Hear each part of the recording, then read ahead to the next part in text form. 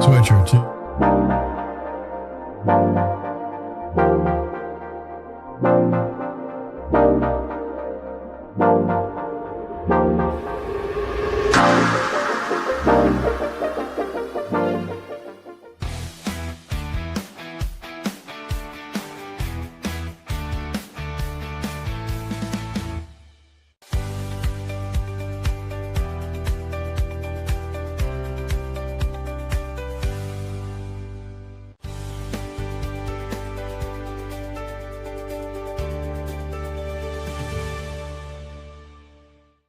From the Frederick Keys to the Flying Cows, from college courts to Friday night lights, and from the big leagues of local sports to the little leagues where it all begins. This is Frederick Sports, hosted by longtime broadcaster and sports executive John Hunt, bringing over 40 years of play-by-play, insight, and local sports experience to the mic.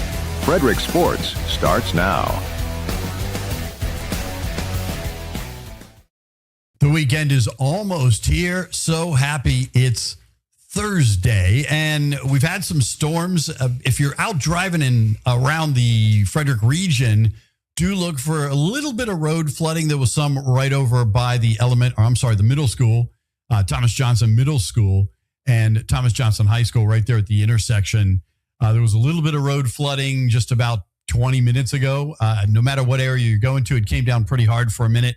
So just be careful when you see any kind of heavy rain water standing on the roads. So just a heads up if you're getting ready to make the drive home in just a little bit. It looks like there might be a few more storms coming on and off throughout the rest of the night. So again, just think about that if you're driving around and about. I'm John Hunt. This is, what is it today? It is Frederick Sports. I do the two shows, and sometimes I want to say it's John's house when it's Frederick Sports. Sometimes, it's the other way around. But for the most part, we get it right. And the people working behind the scenes today, it's Dougie. So thanks to Dougie for jumping on board and helping us out, trying to make us look good.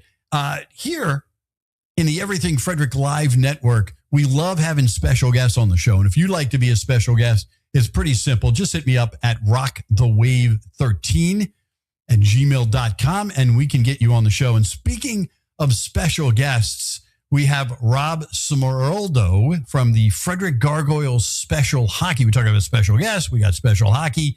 Rob, how are you this afternoon, my friend? I'm great. Drove from New Windsor, so I was right in that storm. Seemed like it was heading this way. Exactly. Hopefully, everything was safe and smooth for you on the way over here. Yeah, except this way, sun was bright. My way. Right in your eyes? A little on the dark side. I gotcha. All right, my friend. Well, let's talk a little bit about Frederick Gargoyles Special Hockey and explain to me what that is. I'm going to ask you the question on air. I know the answer, but I'm going to ask it just because it might be an easy lead in. But is it sled hockey or what is special hockey? What is that all about? No, sled hockey is totally different. Mm-hmm. Special hockey, it's more adaptive hockey. We have athletes on the autism spectrum, Down syndrome, cerebral palsy.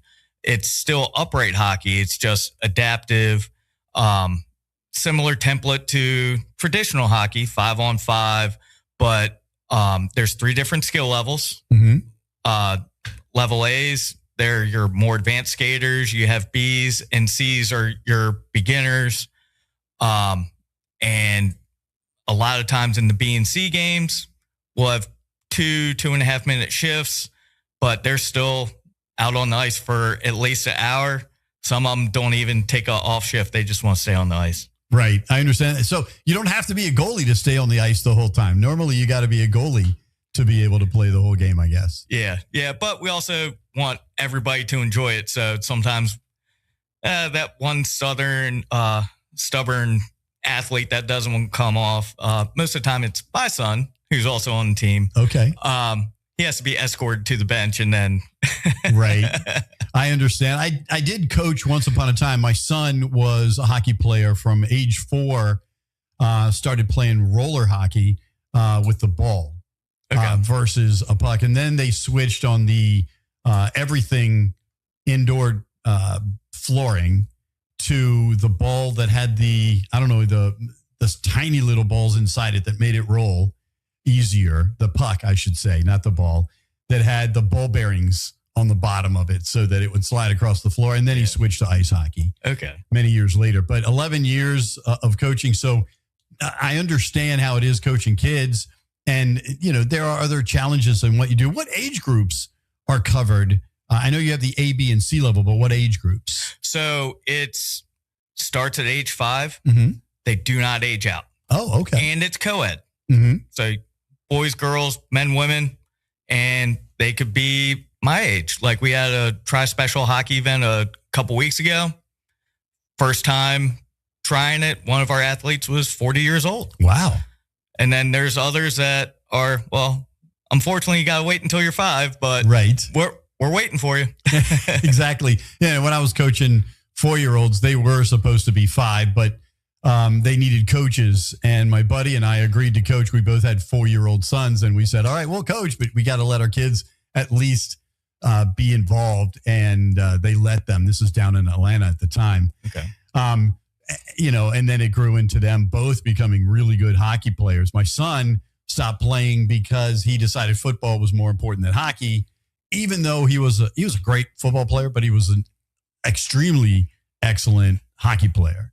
But he made the choice to switch over to football. I think he thought there were more girls there. I don't know if that's the only reason. Yeah, maybe like cheerleaders.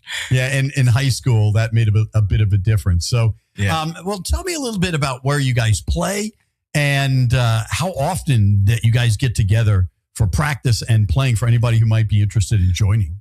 Yeah, so we're just right up the street at Skate Frederick. Mm-hmm. And right now, we're the newest team to skate at Skate Frederick.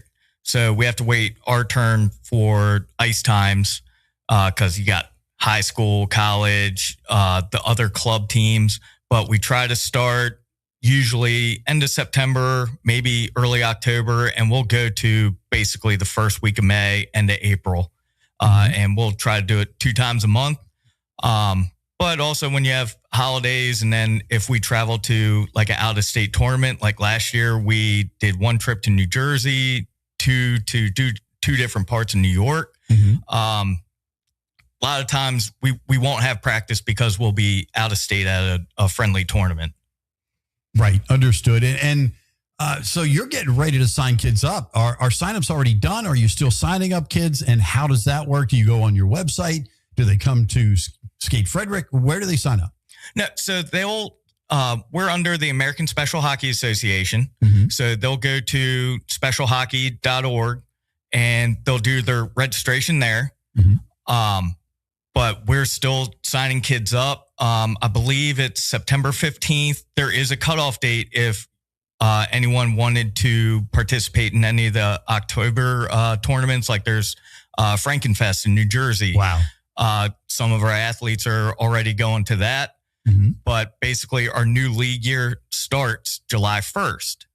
Okay. So July 1st, email, social media post, hey, don't forget to sign up. New season technically started, even though we haven't hit the ice. Mm-hmm. But we'll even throughout the season, if someone's late to the party, hey, check out a couple practices and we can get you signed up. Okay. And how is it all funded? I'm guessing it's all privately funded by the individual who's playing or the family of the individual.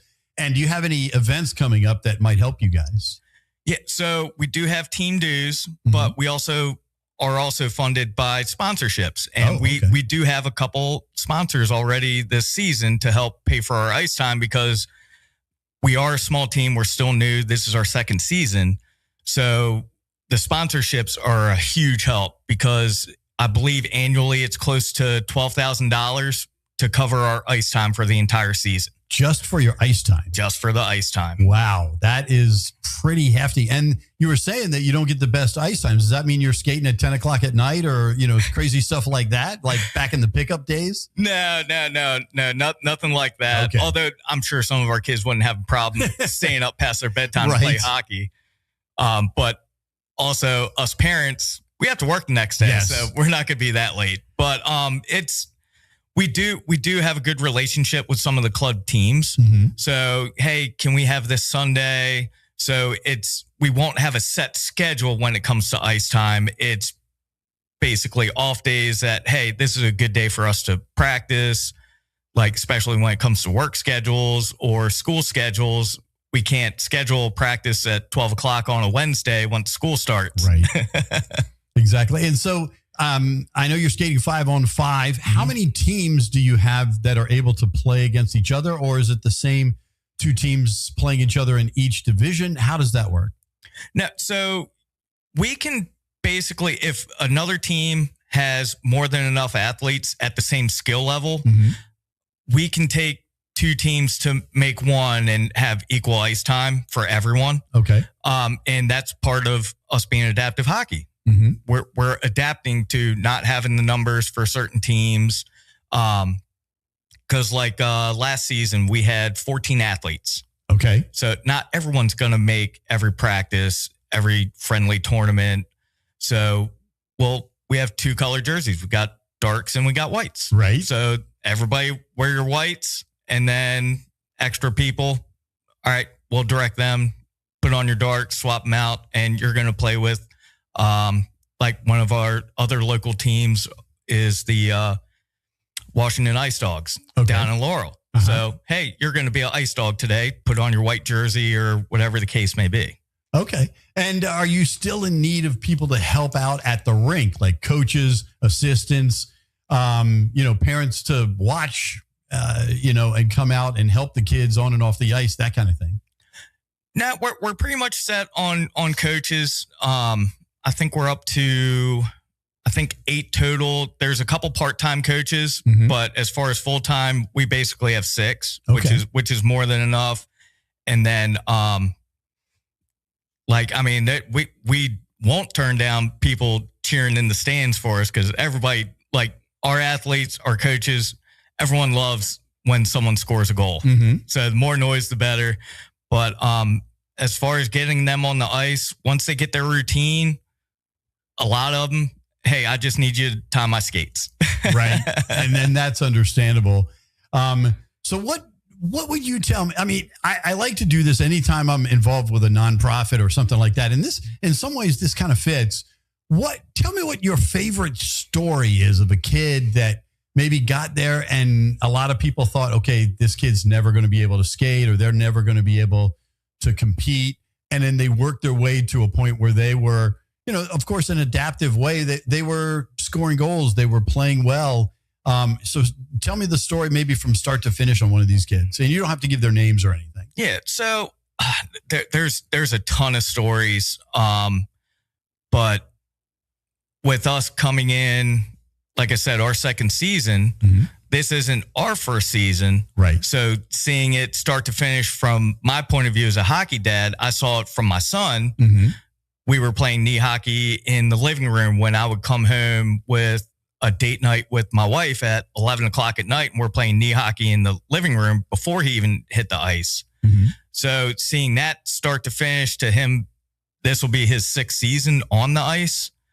And the first 2 with another local team down in Rockville, the Montgomery Cheetahs, he learned to skate with them, and just you see them go from there. Last season, we had 2 different athletes that if we had one full practice of them being on the ice, it was a win. Okay. And at the tournament in Pittsburgh, these 2 athletes, something just clicked. They went after the puck. They scored goals. They wanted nothing more than to play hockey. Whereas before, it was almost like a struggle to get them to stay on the ice, to move their feet. And then in Pittsburgh, it just clicked, and they were moving their feet, going after the puck, taking the puck, and scoring goals. No, I love those kind of stories. I mean, we had a situation. I managed minor league baseball teams for 6 years before coming back and doing this. And I got to work with the Make-A-Wish group. And there was a kid who was non-communicative and was in a wheelchair all the time. Slept in the wheelchair. He's pretty smaller than his normal size. And he wouldn't communicate at all with anyone. a foster family took him, and they watched a lot of baseball. And so the child started smiling every time he saw baseball on the television. And so he still didn't communicate, but at least you could see his eyes get excited, and he would smile and maybe start to move his hands a little bit when a baseball game was on in front of him for some reason. And the child had never really seen baseball before, and it just excited him. So the Make-A-Wish Foundation made him a special wheelchair that had a button that he could push, because he could move his fingers enough to push a button, and it would swing a bat. And then, his helper would wheel him around the bases so that he could actually play baseball. Still didn't communicate verbally, but you could see the reaction from the child. I'm guessing you see some of that with special hockey. Oh, a ton. My son has Down syndrome. Mm-hmm. Like I mentioned, he's on the team. He's nonverbal. Mm-hmm. There's other nonverbal kids.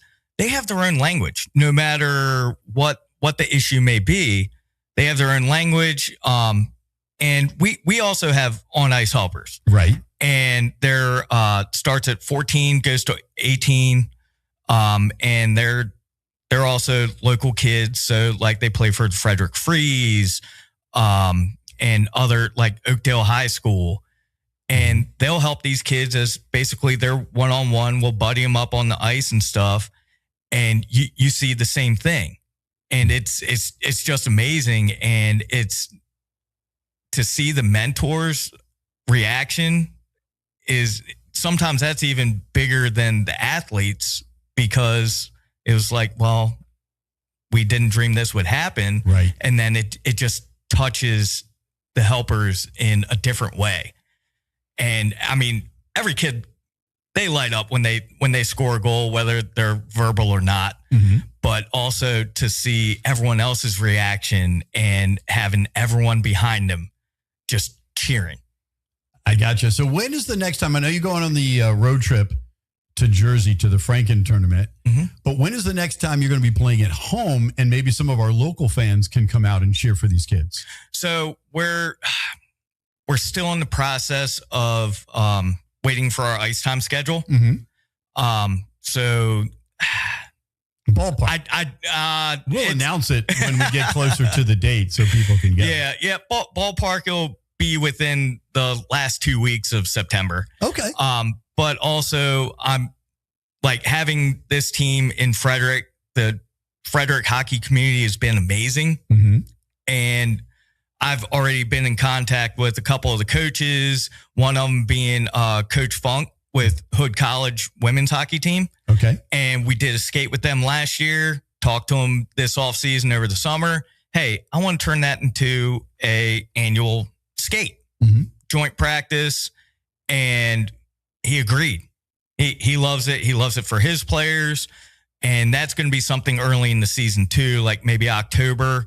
As soon as we get our ice time, that's when we're going to iron out the details with him. Mm-hmm. So that will be a big thing, just on the ice with the women's hockey team, and just have a bunch of fun playing hockey. No, that's going to be awesome. I tell you what, I will definitely bring, we like to go out. We've been out to Keys games, DC United games, and other events around the region, the Pickle Park opening. Mm-hmm. And we do breaks from there and let everybody know what's going on. Once you guys are all set up for this season, I definitely want to come out there and, kind of show everybody what it's like when you guys are playing. I think that would be a lot of fun to do that live on our social media. So just keep me updated, and we'll definitely come out there. Oh, yeah, definitely. And the Keys, speaking of them, mm-hmm. they've been great. Last year, before our season even started, we were able to set up a table at their hockey night. Mm-hmm. And also coming up, I believe the 28th is their Century Friendly night. Yep. And we set up a table last season with them. And actually, that was another time that one of our athletes, they love baseball, and we were there. And it just timed right. And even his dad to this day has said, who would have thought going to a baseball game would have introduced us to this world? Mm-hmm. And I mean, I'm sorry I put a dent in your pocketbook, but right, because hockey is not cheap. No, it's I joked during the World Cup that a lot of kids are leaving other sports because soccer is so inexpensive to play versus football or baseball or hockey because of the amount of equipment that's involved. I mean, it doesn't make it any more or less fun. It's just less expensive. And some kids, unfortunately, that's what they have to play if they want to play a sport. And, others don't like the contact or whatever. But hockey, to me, is the greatest sport to watch live. Not so much on television, but going to a Capitals game, going to, see any of the minor leagues. I was in Portland for a while and saw the Winterhawks a bunch when I was out there. I lived in Atlanta when they actually had the Thrashers back in the day. And, those games are so much fun. I was managing in Jersey the previous 2.5 years. And so I saw every time the Caps came to Jersey, I'd break out my Caps jersey and all the Devils fans would give me crap, but we had a good time. So, it's the most fun sport to watch live at any level. Yeah. The Hershey Bears, they're also great. And they've also done stuff with ASHA, which is the American Special Hockey Association. Mm-hmm. But also when it comes to equipment, we have gotten donations from, there's a place in Rockville, Replay Sports. Oh, yeah. Owner Mitch. He's been great. He'll shoot me a text message, which I actually do have to make a trip down to him. He's like, hey, I got a bunch of equipment for you. Mm-hmm. So it's not 100% each kid has to get their own equipment. We do have donations. And even some of the players at the local rink, their parent might reach out to us. Hey, he outgrew some stuff, got it for Christmas, whatever the case is. And they'll leave it at the front desk and the rink will make sure we get it. Right. And the toughest thing is for goaltenders. I actually, back in the day, I played goalie because I wasn't a great skater. I could play defense a little bit.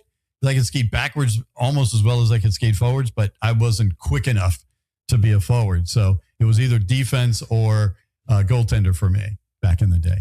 So anyways, I never got to play organized. It was always pickup hockey on Sunday nights at 10:30 in College Park. That's how back in the day it was for me. Yeah, no, for me, we farted around the neighborhood with a tennis ball and a hockey stick. Oh, yeah.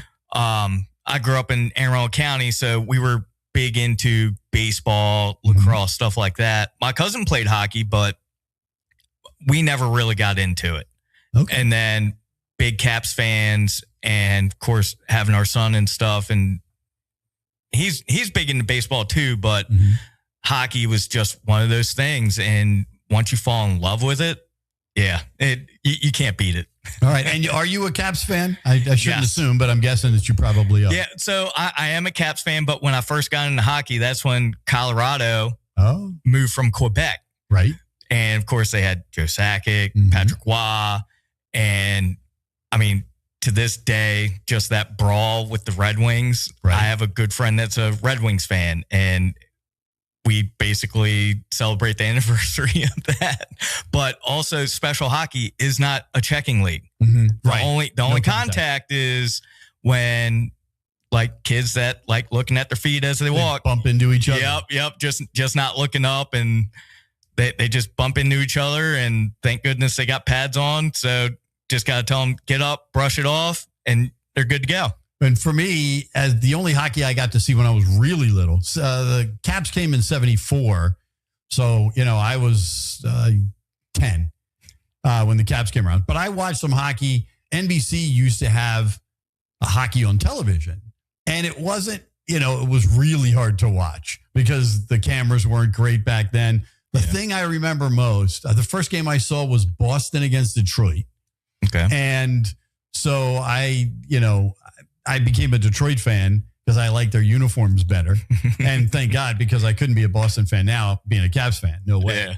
In the same conference and all that mess. But they used to have a thing that taught everybody about hockey called Peter Puck. Yep. And I think you were old enough to know who Peter Puck was. Oh, yeah. No, they brought back. Did they? Yeah. Well, so they didn't bring that back to the National Hockey League, but you'll see because I'm older now too. Right. So stuff I grew up with is now considered vintage. Right. They have vintage Peter Puck t-shirts now. Oh, nice.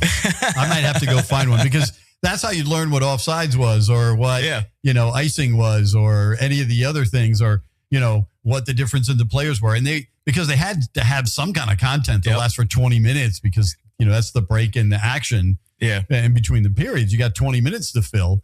And so 5 minutes would be Peter Pug teaches hockey or whatever.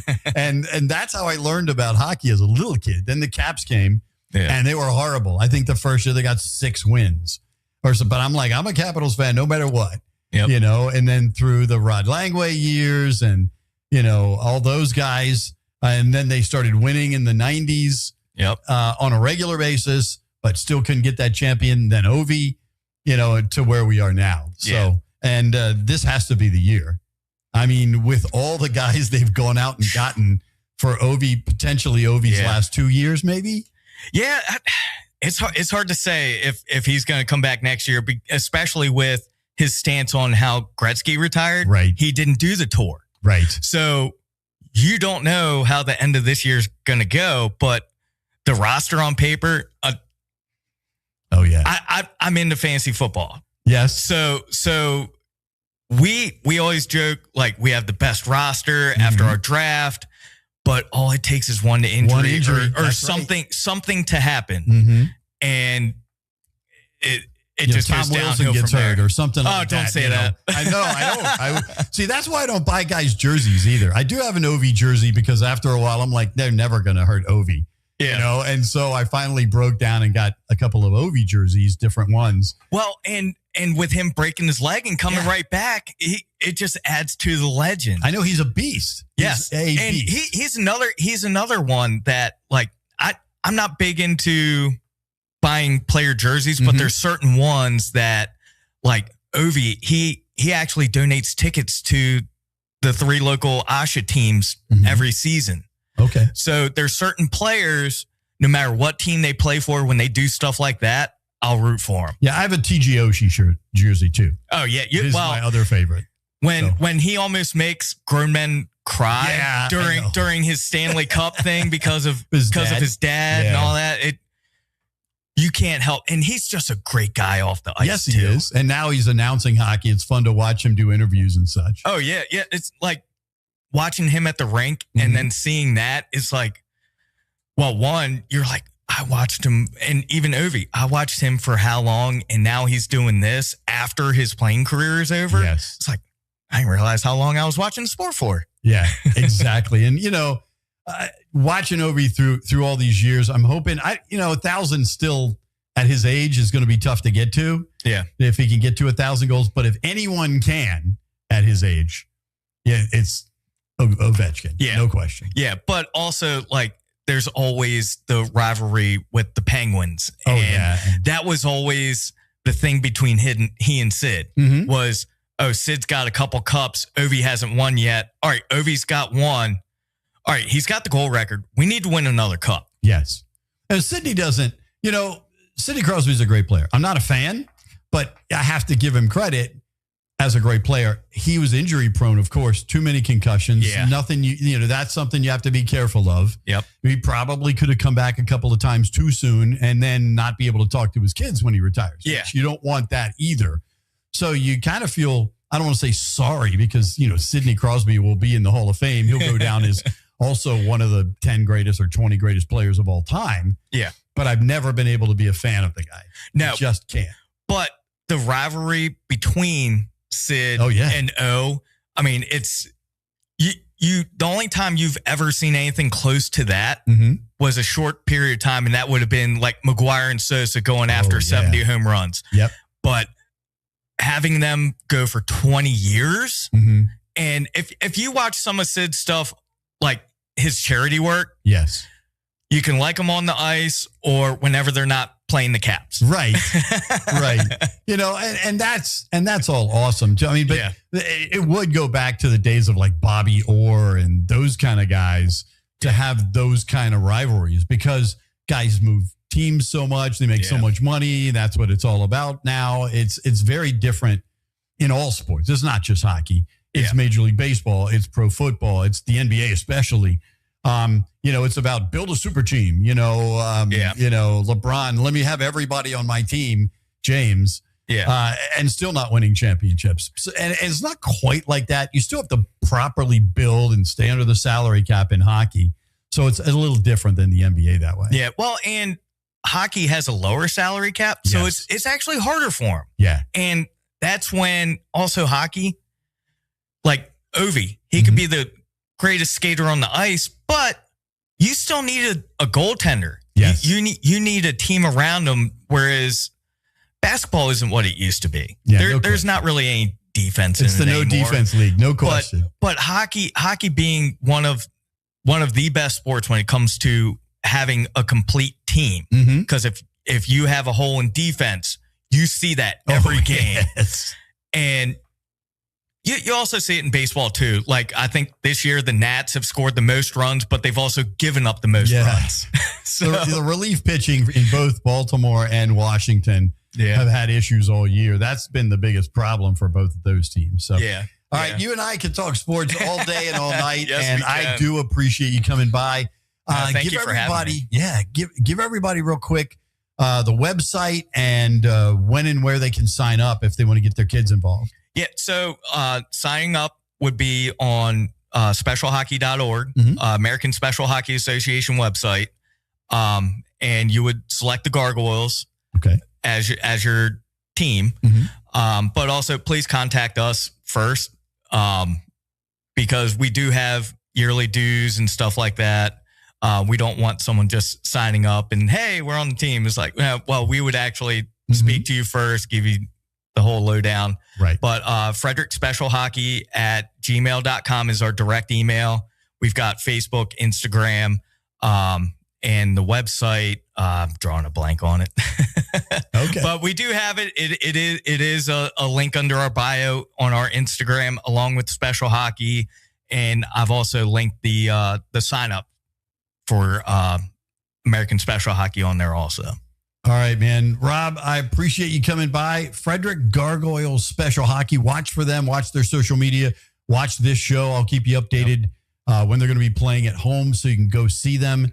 And we're looking forward to having some fun with you guys. Oh, yeah. No, we're looking forward to the season too. And there's been a bunch of like Pennsylvania teams that it seems like they want to travel more. So we might have more than just the college team playing with us and local teams. It's going to be a little bit more fun this year. There you go. All right, Rob, thank you again for coming by. Thank We're you. going to take a very short break here. And my name is John Hunt. We'll be back with Frederick Sports. Sponsored by Taco Bar in Frederick and Gaithersburg and Taquito in Hagerstown. Taco Bar is in West Point Plaza off Route 40 in Frederick and at 3 Russell Avenue in Gaithersburg. And Taquito is at 812 Frederick Street in Hagerstown. Taquito offers the same great quality food with a drive-through experience.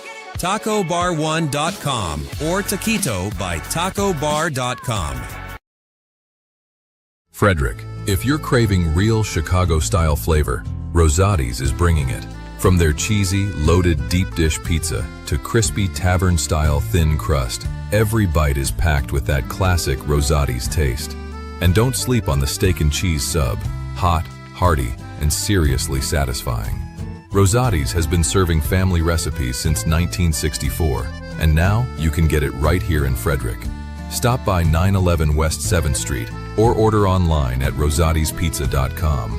Rosati's, keeping it real since 1964.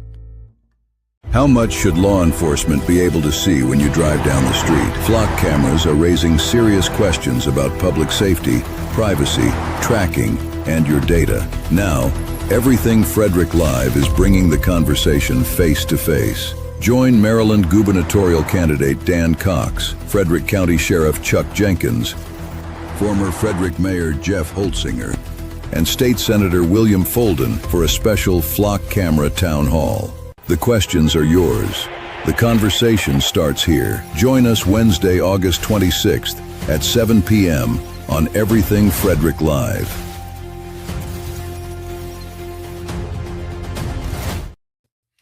Thanks once again to Rob for coming by from Frederick Gargoyles Special Hockey. Gave me a pretty cool puck.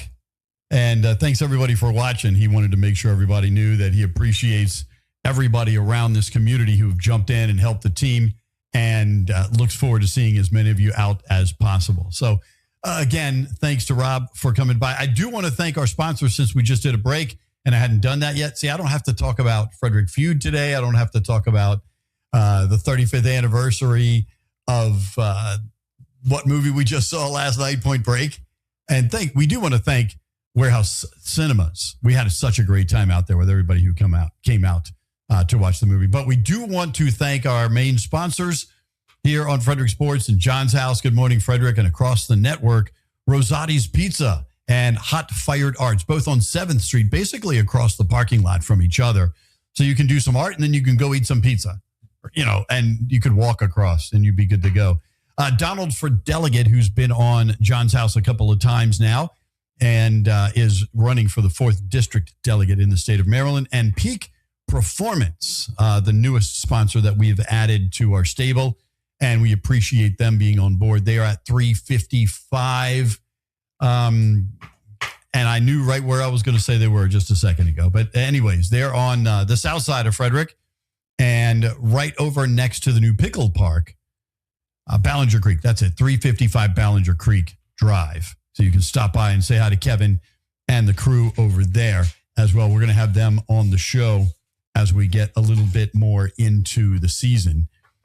They're getting set up with all the high school players coming over there to get their workouts in, as well as the adults. I've never seen, there's so many big dudes working out there.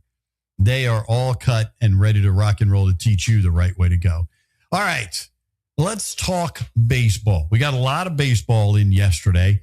The Orioles lost to the Yankees, and it was controversial, and I really wish, this is one of those times where I wish I could put the replay on the screen, but we would get popped for, using Major League content without proper permission. And the Orioles lost to the Yankees after a game-winning home run by the polar bear, Pete Alonso, was ruled foul after numerous replays showed the ball was a fair ball. Everybody saw it as fair, except the guys in New York who make that final decision when they go to the replay. And it's the guys on the field, they see it. But the guys in New York, they make the ultimate decision and they get in the headphones of the umpires. And that was a home run by every possible angle you could see it. Even Yankee fans that are friends of mine saying, yeah, we got a break last night. And so the Orioles ended up losing to the Yankees as that late inning home run would have given the Orioles the win last night. It was crazy as can be. And Polar Bear, he was pissed. There's no question that Alonso was pissed, but he is a classy guy and, said, here's some ways we can solve that problem if we put cameras down the line like they do in tennis, or, you can see the balls and strikes in the little square in the screen on TV. How come you can't do that from the outfield? So maybe that's something that happens in the future, but the replays, every angle that I've seen show that as a home run ball. No question about it. Would have given the Orioles the win. Didn't go that way. The Orioles face the Yankees again tonight before starting a 3-game series against Tampa Bay at Camden Yards tomorrow night. Garrett Cole against Kyle Bradish tonight. The Orioles are, they went from leading to 1.5 games back in the wild card chase in the last 2 games. And again, there's 7 or 8 teams that are battling for that last spot. It looks like the Red Sox and the Yankees have 2 of the 3 wild card spots almost locked down. It's still a little early to say guarantee, but they are far enough ahead that they're not worried about the rest of the cluster of teams that are all battling. I could say it a different way, the cluster, of teams, but, we'll say the rest of the cluster of teams. The Nationals, they actually got a victory last night. They are trying to turn it around, 7 games back in the wild card race. Cade Cavilli has now become the ace. The last 3 games, he has pitched his tail off. Last night, he beat the Rangers 6-0. Cavilli, 6 innings pitched, 3 hits, no runs, 11 strikeouts, and no walks.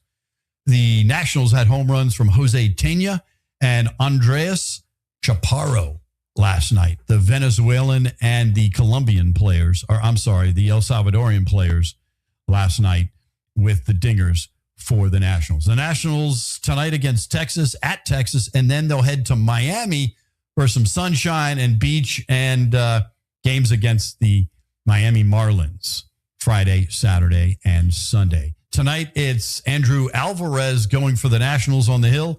Jacob deGrom, the former Met, is on the hill for Texas. Let's take a look at your Frederick Keys. They split a doubleheader yesterday in Wilmington, Delaware. They won the first game 12-9, 19 hits in game one. Again, winning 12-9. They dropped game two, 8-4. Leandro Arias hit a grand salami, and Andy Azokar hit a solo home run in game one. Tonight's series continues on the road through Sunday, and then they'll return home for the final series of the regular season. Hard to believe, against Asheville next Tuesday, which is going to include wrestling night on Saturday. That's during Friday and Saturday being country nights in the ballpark as well. Again, pack the house, because this might be the last time you see some of these guys playing in A-ball. Probably will be for a lot of these guys moving up to A-ball or to, double A or triple A. And you're seeing some new guys, too, that have made their way from Delmarva over the last couple of weeks as we had to move guys up to play in Bowie. So that is, again, that's hard to believe. The last 6 home games of the season coming your way next Tuesday through Sunday against Asheville. The Chesapeake Bay Sox are now 26-20 on the second half, still trying to get into the playoffs. They're 5.5 games behind Erie. They beat Richmond 7-4. Left-handed pitcher. Actually, we got that backwards. They lost to Richmond 7-4 last night, but it's not because of the starting pitching. Former key Joseph Dzwerza, 5 innings pitched, 1 run, 2 hits, 3 strikeouts, and 1 walk. So it wasn't on him. He only gave up 1 run. His last 5 starts, he is 1-0 with an 0.68 ERA and 26 2/3 innings pitched. Again, they watch the innings pitched for these guys. If there's a big lead, they're going to take the starter out and rest his arm for the rest of the season, taking it easy on him as he climbs the ladder toward the major leagues. 12 hits, 5 walks, 27 strikeouts in that last 26 2/3 innings for Dzwerza, the left-handed pitcher. Tonight against Richmond in Bowie, once again, they will play their series through Sunday against Richmond, who won the first half title in the South Atlantic League. So, in Double A. All right, let's look at the Aberdeen Ironbirds. They were off last night. Tonight they'll play the Mahoning Valley Scrappers at Ripken Field. Weather permitting. They are now 21-14 and leading in the second half of the season for the playoffs in the draft league. So a lot of our teams have the opportunity to make the playoffs, as we've been talking about for a little while. And Hagerstown lost to Southern Maryland in the Battle of Maryland.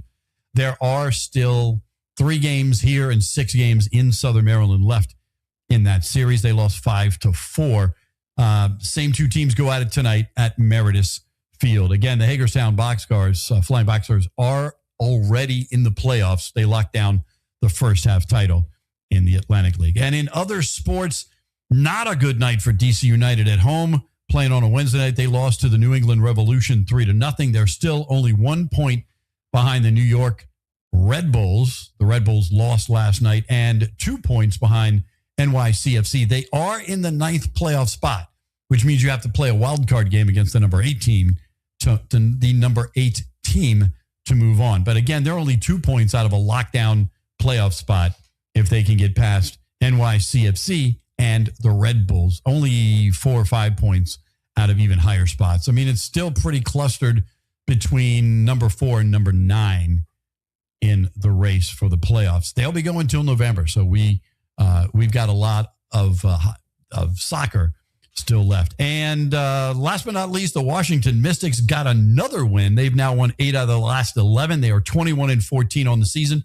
The Mystics beat Toronto 93-82. Kiki Raffin, 21 points and 13 rebounds. I got to get in announcing basketball practice too, because that's coming around the corner. Before we know it, we'll be talking about NBA and high school ball and Mount St. Mary's and, all those places around the region. We'll be talking about all of them in sports. So before we wrap things up, I do want to thank Dougie for working hard behind the computer there, getting me in line, or trying to at least try to keep me in line. And thanks again to the Frederick Gargoyles. There we go. I got it so at least you can see it, for coming out. And Rob Smiroldo having a good time with us here. We could have sat here and talked hockey all day, but, we got to keep the show at a decent amount of time. So I appreciate him coming by.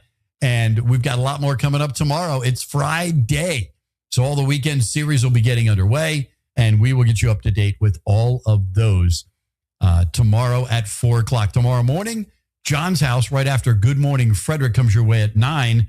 John's House is on at 10. And then, of course, we'll be back to do this again at 4 o'clock in the afternoon, right here in Studio 401, the home of everything Frederick Live and tons of other great podcasts that you can be watching. So check out the Everything Frederick Live network on YouTube to find all the other different podcasts, as we have this thing, on 8 different platforms, or 7 or 8 different platforms every time we go on the air.